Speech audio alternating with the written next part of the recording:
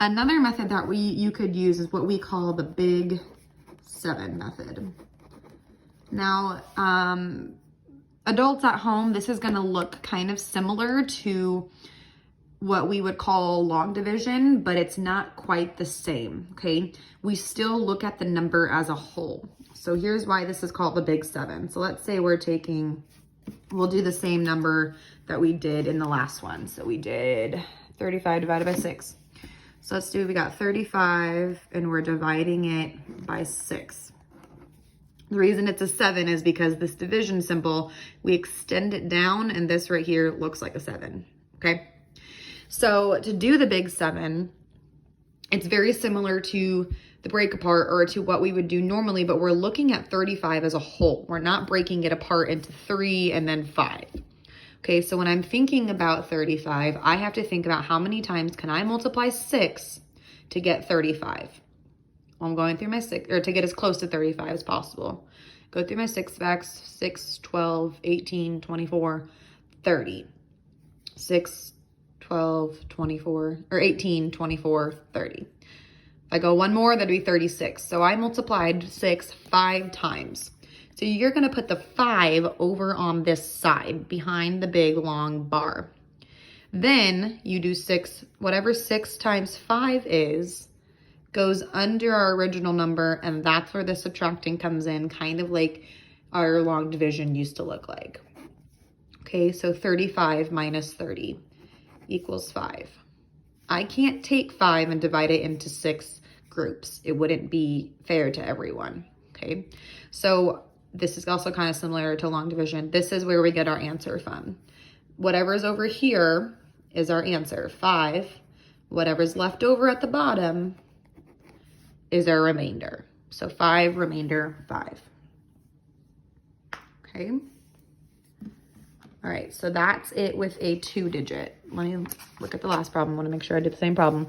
Sorry. I think it was 374 divided by 5. Yeah. Okay, so then looking at this with a 3-digit, 374 divided by 5. Okay, so this is kind of what it's going to look a lot like long division, but again, we're worried about all the place values at once. So I'm saying, how close can I get 5 to 374? Well, that's kind of a big number to look at. So what I'm going to do is I'm not going to worry about the ones place value. I'm going to go ahead and just add a 0 on the end to my answer that I'm going to put over here. The reason I do that is because it eliminates one place value for you to look at, and it makes it a little bit easier to conceptualize or to see how many times you can fit 5 into 374. That 0 represents this place value that we're not looking at, okay? So when I'm doing this, I'm looking at, okay, 5 into 37. 5, 10, 15, 20, 25, 30, 35. I can multiply 5 7 times to get as close to 374 as possible. But the 0, having the 0 over here allowed us to not worry about this 4, because really we were looking at 374, but we put this placeholder 0 there to represent that one's place value. Okay, so now I'm multiplying 5 times 7. This is, again, I know, and it's kind of annoying forget the 0 thing, add the 0 back in, but the reason we do that is what we call our placeholder 0, okay? So it kind of is that same thing whenever you're doing long division or when you're multiplying, it carries over the place value, and it just lets us know that this place value is still there without having to look at that 4. Okay, so 5 times 7 is 35. Have that extra 0 on the end. I don't have to worry about it. 4 minus 0 is 4. 7 minus 5 is 2. 3 minus 3 is 0. Okay, so now I've got 24. I'm not done yet. So I've got 70. Now I need to figure out how many times can I get 5 into 24.